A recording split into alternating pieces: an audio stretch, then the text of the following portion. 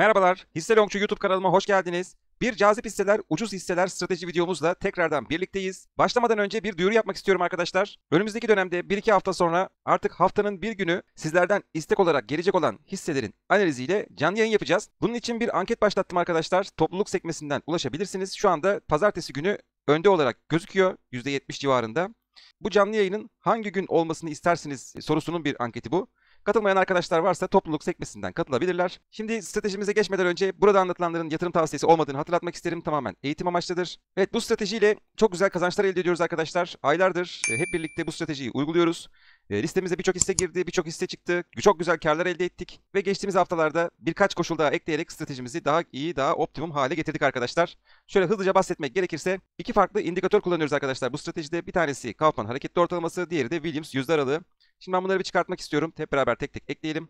Şimdi göstergeler kısmına geldiğimizde şuraya Williams diye yazmaya başladığımızda Williams yüzde aralığı çıkıyor. Ona tıklıyoruz arkadaşlar ve tekrar göstergeler kısmından bu sefer de Kaufman diye yazmaya başladığımızda Kaufman hareketli ortalaması çıkıyor. H. Potter'ın oluşturduğu indikatör olmasına özen gösterin. Şimdi bunu da ekledikten sonra şöyle ayarlarını göstermek istiyorum arkadaşlar. Kaufman hareketli ortalamasındaki ayarlarımız uzunluk 21 olacak. Onun dışında başka bir ayarımız yok. Williams yüzde aralığı indikatörümüzdeki ayarlarımız ise girdiler kısmında uzunluk 10, kaynak kapanış, zaman aralığı grafik, zaman aralığının kapanmasını bekleyin tikli olacak. Stil kısmında tamamı tikli olacak. Üst band eksi 10, middle level eksi 40, alt band ise eksi 90 olarak ayarlanacak arkadaşlar. Bu ayarları yaptıktan sonra stratejimizi anlatabiliriz. Şimdi öncelikle şunu belirtmek istiyorum arkadaşlar. Haftalık grafikte çalışıyoruz. Şuradan grafiğin periyodunu ayarlayabilirsiniz. Buradan haftalık grafiği seçiyoruz. Ve daha sonrasında haftalık kapanışlara göre Williams yüzde aralığı indikatörü, şu altta gördüğünüz indikatör, eksi 90 seviyesinin altında haftalık kapanış geldiğinde ve aynı zamanda düşüş yani kırmızı mum varsa toplama yapıyoruz arkadaşlar. Bütçemizden böldüğümüz eşit miktarlarla toplama yapıyoruz. Burada ben bütçenizi 6'ya veya 8'e bölmenizi öneriyorum. Toplamaları yapıyoruz. Eksi 90 seviyesinin üzerine attığı haftada toplamayı bırakıyoruz arkadaşlar. Şu altta gördüğünüz kesik çizgiler eksi 90 seviyesi. Şurada gördüğünüz yatay kesik olmayan çizgi ise eksi 40 seviyesi. Üstte gördüğünüz kesik çizgiler ise eksi 10 seviyesi. Şimdi eksi 90 seviyesinin üzerine attıktan sonra toplamayı bıraktık dedik.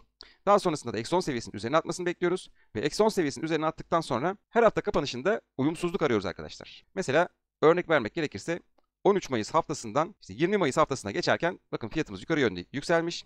Williams yüzde aralığımız ise aşağı doğru yönelmiş. Buna uyumsuzluk diyoruz arkadaşlar. Bu şekilde gördüğünüz her uyumsuzlukta elimizdekilerin yarısını satıyoruz. Nitekim bakın bir sonraki haftada düşüş gelmiş. Bu hafta tekrar yükseliş gelmiş. Fakat Williams yüzde aralığı indikatörü yönünü aşağı çevirmeye devam ediyor. Dolayısıyla TAV Havalimanları hissesinde elimizde kalanların tekrar yarısını satıyoruz arkadaşlar. Daha sonrasında eksi 40 seviyesinin altında bir haftalık kapanış geldiğinde ise elimizdekilerin tamamını satıyoruz. Stratejimiz bu şekilde arkadaşlar. Tabi buna 3 yeni koşul daha ekledik. Stratejimizi daha güvenli hale getirdik. Şu anda bu stratejiyle TAV Havalimanları hissesinde %128 karlılık içerisindeyiz. Gayet güzel. Bakın daha önce de TAV Havalimanları'nda eksi 90 seviyesinin altında kapanışlar geldikten sonra şöyle güzel bir tekrar yükseliş yakalanmış. Şu zirveye kadar baktığımızda %109'luk bir yükseliş görmüşüz. Güzel çalışan bir strateji arkadaşlar. Bazen birkaç hafta topluyoruz. Bazen 8 haftalara kadar toplama yapabiliyoruz. Fakat neticesinde güzel karlılıklar elde ediyoruz. Şimdi yeni eklediğimiz kurallara geçelim. Bu yeni eklediğimiz koşullarda arkadaşlar öncelikle stratejiyi uygulayacağınız şirketin zarar etmiyor olması lazım. Bu çok önemli arkadaşlar. İkinci koşulumuz ise piyasa değeri bölü defter değeri oranı 5'ten küçük olması gerekiyor. Üçüncü koşulumuz ise fiyat kazanç oranımız 20'den küçük olması gerekiyor arkadaşlar. Şimdi mesela TAV Havalimanları'nda bu oranların durumuna bir bakalım. Şöyle TAV Havalimanları diye arattığımızda bakın piyasa değeri bölü defter değeri 1.80 stratejimize uygun. FK oranımız ise 7.43 stratejimize uygun gözüküyor arkadaşlar. Şimdi bu stratejiye uygun yeni hisseler var mı? Onları hep beraber filtreleyelim arkadaşlar. Nasıl filtreleyebiliriz? Ona da bakalım, onu da anlatalım. Daha sonrasında daha önce listemize eklemiş olduğumuz hisselerin durumuna tek tek bakıyor olacağız. Şimdi TradingView sitesine girdiğimizde şurada sol tarafta 3 çizgi göreceksiniz. Buraya tıkladığınızda ürünler kısmına tıklıyoruz ve takipçiye tıklıyoruz arkadaşlar. Daha sonrasında da hisselere tıklıyoruz. Açılan ekranda şurada artı olarak gördüğünüz kısma tıklayıp Williams yazıyoruz arkadaşlar. Zaten Williams yüzde aralığı olarak çıkıyor. Daha sonrasında gelen ekranda bir gün olarak gelen kısmı bir hafta olarak değiştiriyoruz ve filtre ekliyoruz. Williams yüzde aralığı buraya eklendiğini görüyorsunuz arkadaşlar. Şurada yanda gördüğünüz küçük oku tıklıyoruz ve manuel kurulum diyoruz. Manuel kurulumda burayı küçük olarak değiştirip şurada 0 yazan yere eksi 90 diyoruz arkadaşlar ve uygula diyoruz. 171 tane hisse çıkardı karşımıza. Benim önerim böyle çok fazla hisse çıktığı durumlarda öncelikli olarak bunu BIST 30 hisselerinden seçmek daha iyi olacaktır. O yüzden ben burayı BIST 30 olarak filtreliyorum arkadaşlar. BIST 30 olarak filtreledikten sonra 8 hisseye düştü. Şimdi bunları tek tek listemize ilave edelim. Şuradan Borusan zaten listemizde var. Şunu da ekleyelim. Daha sonrasında da eklemeyi tamamladıktan sonra da stratejimize uygun mu değil mi tek tek kontrol edeceğiz arkadaşlar. EKGO'yu da ekleyelim. Evet, o da işte ekledikten sonra başka hisse evet kalmadı. Şimdi arkadaşlar yeni eklenen hisselerimizi şöyle bir kontrol edelim. Borusan'ı geçen hafta eklemiştik. Yukarıya alıyorum. Tüpraş'la başlayalım. Evet, Tüpraş eksi 90 seviyesinin altında kapanış yapmış. Stratejimize uygun gözüküyor. Tabi finansal oranlarını da kontrol edeceğiz. Öncelikli olarak Williams yüzler aralığı eksi 90'ın altında mı? Onu kontrol edeceğiz arkadaşlar. Koza altında da eksi 90'ın altında gözüküyor. Gübre fabrikalarında eksi 90'ın altındayız. Kontrolmatik'te eksi 90'ın altındayız. Sektaş'ta eksi 90'ın altındayız. EKGO'da eksi 90'ın altındayız. Bakın daha önce EKGO yine stratejimize göre toplamıştık. Şöyle 3 hafta boyunca topladık arkadaşlar. Daha sonrasında bakın şöyle ortalama maliyetimize göre %78'lik bir yükseliş yakalamışız. Şimdi şunları kafa karıştırmasın, silelim. Şunu da silelim. Evet, ODAŞ hissesine de bakalım. Burada da eksi 90'ın altında gözüküyor. Tamam, yani şu anda listemize eklediklerimizin hepsi eksi 90'ın altında gözüküyor. Fakat bunlar eklediğimiz 3 yeni koşula uygun mu? Onları da tabii kontrol edeceğiz. Tüpraş hissesiyle başlayalım. Şuraya Tüpraş yazıyoruz. Evet, açılan ekranımızda Tüpraş hissesinin piyasa değeri bölü defter değerinin 1.39, FK oranında 5.35 olduğunu görüyoruz. Stratejimize uygun. Dolayısıyla Tüpraş hissesinde bu hafta ilk alımımızı ekleyebiliriz arkadaşlar. Şu an gayet uygun seviyelerde. Şuraya bir alım ekliyorum. Bakın daha önce eksi 90 seviyesinin altında Ocak 2024'te kapanış yaptığını görüyorsunuz. Ve sonrasında baktığımızda %45'lik bir yükseliş gelmiş. Daha öncesine de bakalım. Nisan-Mayıs aylarında 2023 yılında eksi 90 seviyesinin altında kapanışları tamamladıktan sonra da %142'lik bir yükseliş yaşamışız. Yani Tüpraş hissesi stratejimize uygun gözüküyor. Şimdi bir diğer hisse olan Kozal'ı kontrol edelim. Şuraya Kozal yazalım. Evet, Kozal'da da piyasa değeri defter değeri 2.96. FK oranı 150. FK oranımız çok yüksek. Dolayısıyla stratejimize uygun değil. FK oranının 20'den küçük olması gerekir dedik. Dolayısıyla listemizden çıkaracağım. Fakat burada hızlıca anlatmam gereken bir şey var. Yeni koşullarımızda biliyorsunuz bir de şirketin kar ediyor olması gerekiyor dedik arkadaşlar. Kar edip etmediğini nasıl anlıyoruz? FK oranı eksi ise şirket zarar ediyordur arkadaşlar. Artı ise şirket kar ediyordur. Kozal'ı listemizden çıkartıyorum. Gübre fabrikalarını bir de kontrol edelim. Hemen şuraya yazalım. Evet, gübre fabrikalarında FK'mız eksi arkadaşlar. Dolayısıyla şirket zarar ediyor. Gübre fabrikaları stratejimize uygun değil. Listemizden çıkartıyorum. Kontrolmatik hissesine bakalım. Şöyle yazalım. Kontrolmatik hissesinde piyasa değeri bölü defter değeri oranımız 5'ten büyük. FK oranımız da 20'den büyük olduğu için stratejimize uygun değil. Kontrolmatik hissesini de çıkartıyorum. Ektaş hissesine de bakalım. Burada Ektaş biliyorum zarar ediyor ama yine size göstermek istiyorum. Hemen şöyle bakalım. Evet, Ektaş'ta FK oranı eksi 36. Şirket zarar ediyor. Stratejimize uygun değil. Çıkartıyoruz. Emlak konut gayrimenkul listesini kontrol edelim. Şöyle yazdık. Evet, EKGO'da piyasa değeri bölü defter değeri 0.52. FK'mız eksi, şirket zarar ediyor. EKGO'yu da listemizden çıkartıyorum. Son olarak ODAŞ'ı kontrol ediyoruz. Evet, ODAŞ'ta da FK oranımız güzel 2.76. Piyasa değeri bölü defter değeri oranımız da 0.89. Dolayısıyla stratejimize uygun. Burada ODAŞ hissesinde alım ekleyebiliriz arkadaşlar. İlk alımımızı yapabiliriz. Bakalım daha önce eksi 90 seviyesinin altında Eylül ayında eksi 90 seviyesinin altında kapanışlara başlamış. Ekim ayında da birkaç defa kapanış yaptıktan sonra şöyle baktığınızda şuralarda başlamış, şuralarda bitirmiş. Şurası ortalama maliyet olsa %52'lik bir karlılık getirmiş daha öncesinde. Evet arkadaşlar, bu stratejide bir de videonun başında Kaufman hareketli ortalamasından bahsetmiştim. Kaufman hareketli ortalamasını şunun için kullanıyoruz.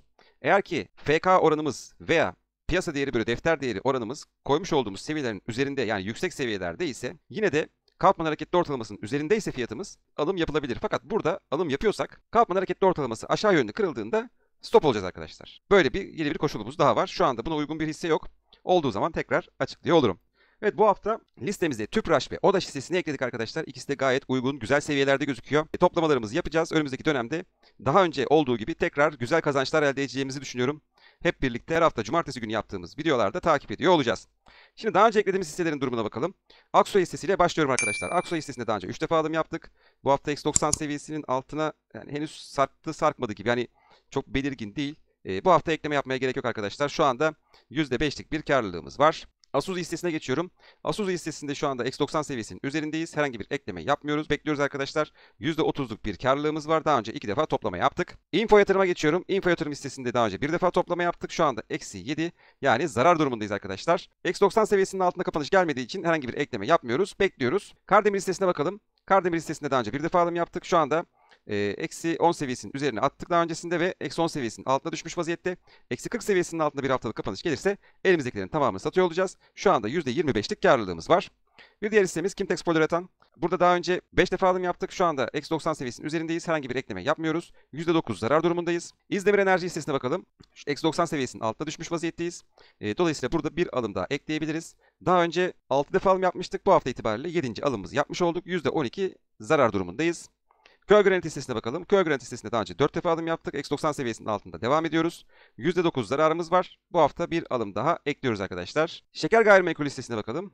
Burada daha önce 4 defa alım yaptık. Şu anda %3 zararımız var. Eksi 90 seviyesinin üzerindeyiz. Herhangi bir ekleme yapmıyoruz.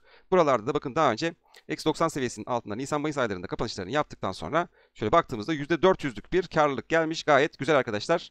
Tekrarını bekliyor olacağız. Uşak hissesine bakalım. Uşak hissesine daha önce 3 defa alım yaptık. Şu anda eksi 90 seviyesinin üzerindeyiz. Herhangi bir ekleme yapmıyoruz. Bekliyoruz. %5.81 karlı durumdayız. PC iletişime bakalım. PC iletişim listesinde eksi 10 seviyesinin üzerine atıp altına düşmüş vaziyetteyiz. Fakat eksi 40 seviyesinin altında bir haftalık kapanış gelmediği için elimizdekileri satmıyoruz. Tutmaya devam ediyoruz. Şu anda da %37'lik bir karlılığımız var. Daha önce 2 defa toplama yaptık. Ereğli'ye bakalım. Ereğli hissesinde daha önce bir defa alım yaptık. 25 Mart haftasında. Şu anda herhangi bir şey yapmıyoruz. Bekliyoruz arkadaşlar. Eksi 40 seviyesinin altında bir haftalık kapanış gelirse elimizdekilerin tamamını satıyor olacağız. %13'lük karlılığımız var. Petkim'e bakalım. Evet, Petkim'de %9.66'lık bir karlılığımız var. Daha önce bir defa alım yaptık. Şu anda eksi 10 seviyesinin üzerine atabilmiş değil. Eksi 10 seviyesinin üzerine attıktan sonra uyumsuzluk arıyor olacağız arkadaşlar. Oluşacak olan her uyumsuzlukta elimizdekilerin yarısını satacağız. Daha sonrasında eksi 40 seviyesinin altında bir haftalık kapanış geldiğinde elimizdekilerin tamamını satacağız. Şekerbank hissesine bakalım. Burada daha önce bir defa alım yaptık. Şu anda %13 karlılığımız var. Bu hafta itibariyle eksi 40 seviyesinin altında bir haftalık kapanış yaptığını görüyoruz. %13.53'lük karlılıkla Şekerbank hissesini satıyoruz arkadaşlar ve listemizden çıkartıyorum. Bir diğer hissemiz Deva Holding. Deva Holding hissesinde de %25 karlılığımız var. Bu hafta itibariyle eksi 40 seviyesinin altında haftalık kapanış geldi. Dolayısıyla Deva Holding hissesinde %25 karlılıkla satıp listemizden çıkartıyorum. Evet, bir diğer hissemiz Ege Gübre Sanayi. Ege Gübre Sanayi hissesinde eksi 90 seviyesinin altında bir kapanış geldi. Daha önce bir defa toplamıştık. Bu hafta bir alım daha yapıyoruz arkadaşlar. %7 zarar durumundayız. Akçansa'ya bakalım. Akçansa'da daha önce 2 defa topladık. Bu hafta eksi 90 seviyesinin altında bir kapanış daha geldi. Dolayısıyla burada bir alım daha yapıyoruz. Şu anda %8.54'lük bir zarar durumundayız. Alarko Holding'e bakalım. Alarko Holding hissesinde %1.33 karımız var. Daha önce bir defa alım yaptık. Eksi 90 seviyesinin üzerindeyiz. Herhangi bir ekleme yapmıyoruz. Derlux yatırıma bakalım. Eksi 90 seviyesinin altındayız. Bu hafta bir alım daha yapabiliriz. %14'lük bir zarar durumundayız şu anda. Toplam bu haftayla birlikte 4. alımımızı yapmış olduk. Daha önce eksi 90 seviyesinin altında kapanış yaptığı Aralık 2023 yılından sonra şöyle baktığımızda %74'lük bir kazanç sağlamışız. Bir önceki eksi 90 seviyesinin altında kapanışlardan sonra ise baktığımızda %595'lik kazanç sağlamışız. Dolayısıyla önümüzdeki dönemde de burada artık bu dip çalışmasını tamamladıktan sonra güzel yükselişlerin gelmesini bekliyorum arkadaşlar. Bir diğer hissemiz Pasifik Gayrimenkul. Burada daha önce bir defa alım yaptık. Şu anda yatay gidiyor gibi 0.69 karımız var. Eksi 90 seviyesinin üzerindeyiz. Herhangi bir ekleme yapmıyoruz. Bekliyoruz. Burada da bakın Aralık ayında eksi 90 seviyesinin altında kapanışları tamamladıktan sonra şöyle baktığımızda %78'lik güzel bir kazanç elde edilmiş. Bir diğer hissemiz Taplı Oksijen. Burada daha önce 2 defa alım yaptık. Şu anda %1.5'luk zararımız var. Eksi 90 seviyesinin üzerindeyiz. Herhangi bir ekleme yapmıyoruz. Bekliyoruz arkadaşlar. Peker Gayrimenkul'e bakalım. Burada daha önce 3 defa alım yaptık. Şu anda eksi 90 seviyesinin altında. Fakat ekleme yapmıyoruz. Yeşil bir mum gelmiş. Bekliyoruz arkadaşlar. Peker Gayrimenkul listesinde de bakın burada en son Şubat 2023'te eksi 90 seviyesinin altında kapanış yaptığını görüyoruz. Ve daha sonrasında baktığımızda yani %1180'lik muazzam bir yükseliş yaşanmış. Gayet güzel. Bir diğer hissemiz Batı Ege. Evet, burada daha önce 2 defa alım yaptık. Şu an %3 zarar durumundayız. Eksi 90 seviyesinin altındayız Williams indikatöründe. Dolayısıyla burada bir alım daha ekliyoruz arkadaşlar. Bir diğer hissemiz Ensari Deri. Daha önce 2 defa alım yaptık. Şu anda eksi 90 seviyesinin üzerindeyiz. Henüz altında düşmüş değiliz. Tam böyle sınırda kalmışız. %5'lik bir zararımız var. Yeni bir alım eklemiyoruz. Bekliyoruz arkadaşlar. Burada bakalım daha önce nasıl performans vermiş. Şubat 2023'te eksi 90 seviyesinin altında kapanış geldikten sonra şöyle baktığımızda %594'lük muazzam bir yükseliş gelmiş arkadaşlar. Gayet güzel. Bantaş hissesine bakalım. Burada daha önce bir defa alım yaptık. Şu anda %16,5 karlılığımız var. Eksi 90 seviyesinin üzerindeyiz. Herhangi bir ekleme yapmıyoruz. Burada da bakın Aralık ayında eksi 90 seviyesinin altında kapanış geldikten sonra %140'lık güzel bir yükseliş yaşanmış. Bir diğer ise Vera Concept. Vera Concept hissesinde daha önce 3 defa alım yaptık. Şu anda %7.81'lik karlılığımız var. Eksi 90 seviyesinin üzerine atmış durumdayız Williams indikatöründe. Herhangi bir ekleme yapmıyoruz. Bekliyoruz arkadaşlar. Bir diğer hissemiz Boğaziçi Beton. Daha önce 2 defa alım yaptık. Şu anda %8.40'lık zarar durumundayız. Eksi 90 seviyesinin altında bir haftalık kapanış daha geldi. Burada bir alım daha ekliyoruz arkadaşlar. 3. alımımızı eklemiş olduk. Burada da bakın Kasım ayında 2023'te eksi 90 seviyesinin altında kapanışları tamamladıktan sonra %22'lik bir karlılık gerçekleşmiş. Daha öncesinde ise şöyle bakıyorum. Daha öncesinde eksi 90 seviyesinin altında kolay kolay bir kapanış gelmediğini görüyoruz. En son Ekim 2021'de gelmiş arkadaşlar. O zaman fiyat 4.27'ymiş. Şöyle baktığımızda yükselişe 47'lere kadar yükseldiğini görüyoruz. Muazzam bir yükseliş arkadaşlar. Evet, Kiler Holding'e bakalım. Kiler Holding'de daha önce 2 defa alım yaptık. Şu anda kârda ya da zararda değiliz. Eksi 90 seviyesinin üzerindeyiz. Herhangi bir ekleme yapmıyoruz. Bekliyoruz. Burada da 27 Kasım 2023'te eksi 90 seviyesinin altında kapanışını yaptıktan sonra şöyle baktığımızda %86'lık bir yükseliş görmüşüz. Gayet güzel. Borusan'a bakalım. Borusan'da da geçen hafta ilk alımımızı yaptık. Şu anda %3.39 zarar durumundayız. Eksi 90 seviyesinin altında devam ediyoruz. Bu hafta bir alım daha ekleyebiliriz arkadaşlar. Bir alım daha eklemiş oldum. Daha önce bakın Aralık ayında eksi 90 seviyesinin altında kapanışları tamamladıktan sonra baktığımızda %43'lük bir kazanç elde edilmiş. Bir önceki eksi 90 seviyesinin altındaki kapanışı 6 Şubat 2023 haftasında. O zamandan zirveye doğru baktığımızda da %1676'lık muazzam bir yükseliş gerçekleşmiş arkadaşlar. Tekrarını bekliyor olacağız. Tüpraş ve ODAŞ hisselerini bu hafta yeni ekledik. Onları da alımlarımızı işaretlemiştik. Zaten bu hafta ucuz hisseler, cazip hisseler videosunda aktaracaklarım bu kadar. Kanalıma abone olup bildirimleri açmayı unutmayın lütfen. Tekrar görüşmek dileğiyle. Hoşça kalın.